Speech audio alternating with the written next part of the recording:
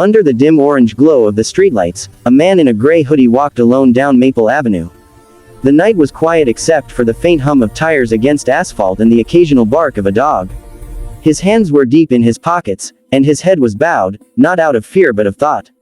He had just left the community shelter, where he had spent the evening helping serve food to those who had no homes to return to. The cold wind brushed against his face as he walked, carrying with it the smell of rain that would come before dawn.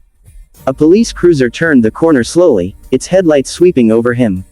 He didn't look up. He'd walked this way countless times before, through this same neighborhood, where people still judged by shadows and clothes. But tonight, something in the air felt heavier. The car slowed, and then came the familiar flicker of red and blue lights. He stopped, sighed softly, and waited as two officers stepped out. "Hey, you there, stop right there," one of them called out. He turned, calm, almost weary. "Evening, officers." The taller cop squinted. "Evening. It's past midnight. What are you doing around here?" "Just heading home," the man replied, his voice even and quiet.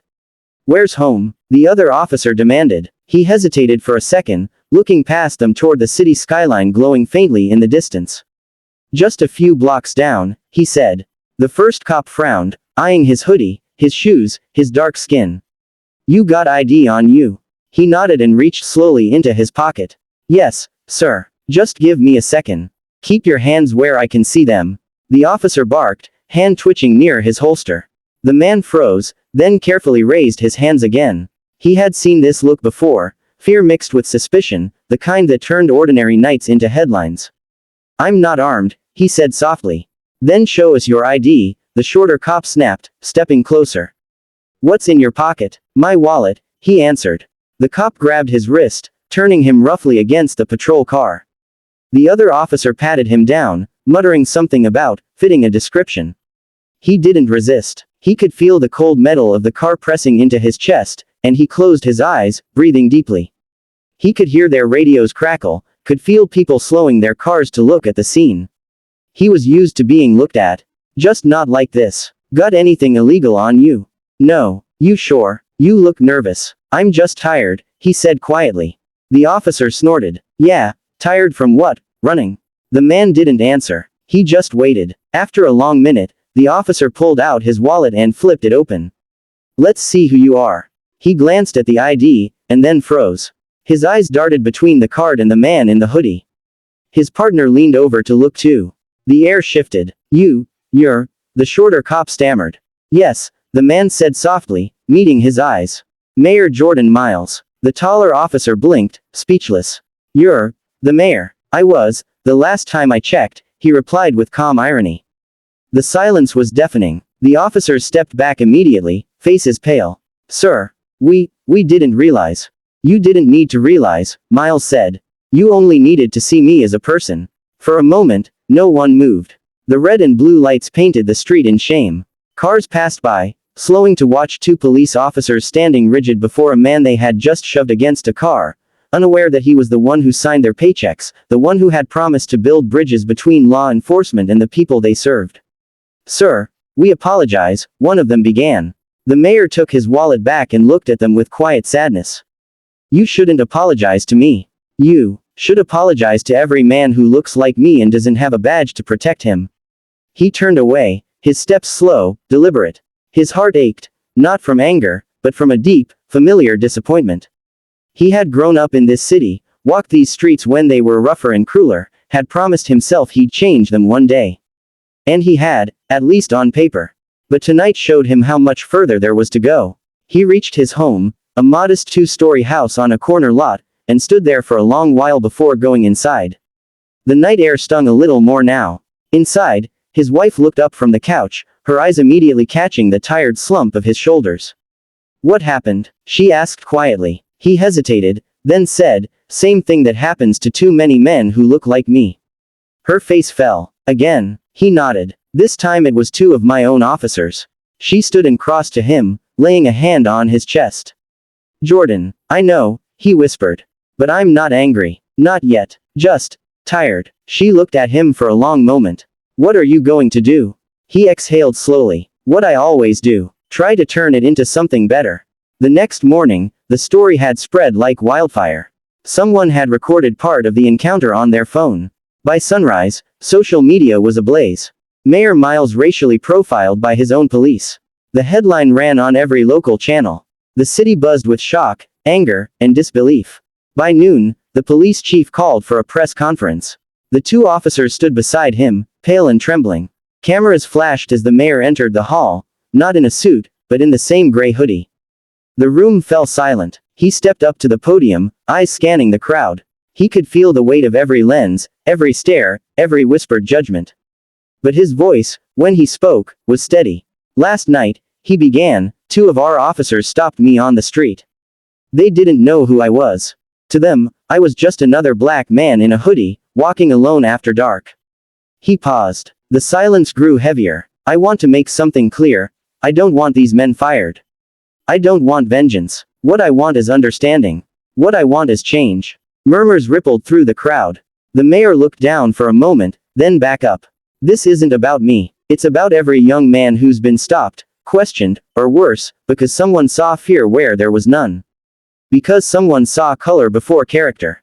He turned slightly toward the 2 officers. You didn't recognize me last night, and that's fine. But you didn't recognize my humanity either, and that's not fine. The difference between fear and respect is empathy. And empathy begins when we see people for who they are, not what we assume. One of the officers' eyes were wet. The chief shifted uneasily. So here's what we're going to do, the mayor continued. Starting today, every officer in this city, including myself, will take part in a community immersion program.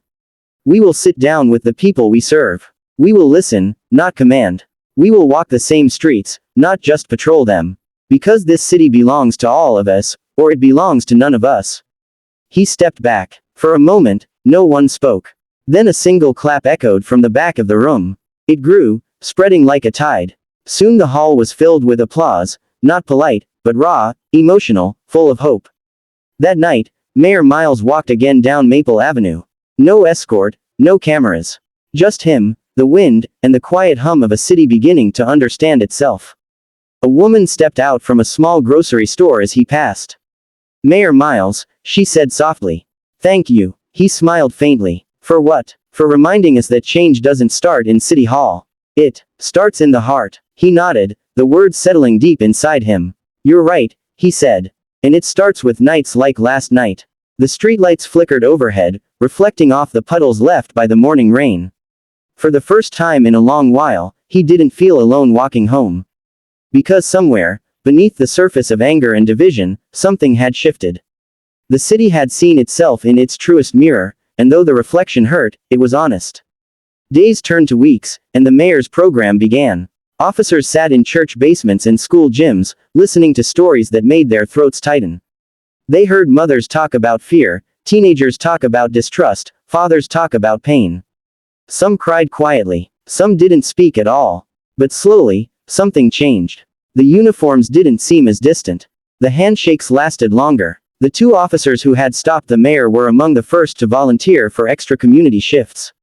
They apologized publicly, not because they were told to, but because they wanted to. One of them later told a classroom of students, that night changed my life. I thought I was protecting my city, but I realized I wasn't even seeing half of it. Months later, during a summer street fair, the mayor stood among a crowd laughing, eating, living. The same street where the red and blue lights had once flashed now glowed with paper lanterns and children's laughter. He spotted the 2 officers helping a group of kids with a bicycle raffle. One of them waved. The mayor waved back. An elderly man beside him said, "You must be proud of them." "I'm proud of all of us," he said quietly. "It takes courage to admit we were blind. But it takes love to open our eyes." As the sun dipped behind the skyline, the city hummed with music and warmth. Mayor Miles looked around and saw faces of every color, every story, sharing the same light. He thought about how far they'd come, and how far they still had to go. He knew change was never loud at first. It was a whisper in the heart that grew louder when kindness gave it voice. That night, as he walked home again under the stars, he passed the corner where it had all begun. The spot where the flashing lights once burned shame into the air was now just another quiet piece of the city's soul. He stopped, looked up, and smiled faintly to himself. He whispered, "This is what progress looks like, not perfect, not easy, but real." The wind carried his words away, over rooftops and down alleyways, past the lives he served and the people who now saw him not just as their mayor, but as their mirror. And somewhere, deep in that city, hearts began to heal, not because of power, or punishment, but because one man in a hoodie refused to let hate write the ending. And so the city learned that humanity, when humbled, shines brightest in the dark. That a badge means nothing without compassion, and a hoodie hides nothing from truth. And in the quiet of those streets, where pain had once walked alone, hope walked beside it, step by step, heart by heart.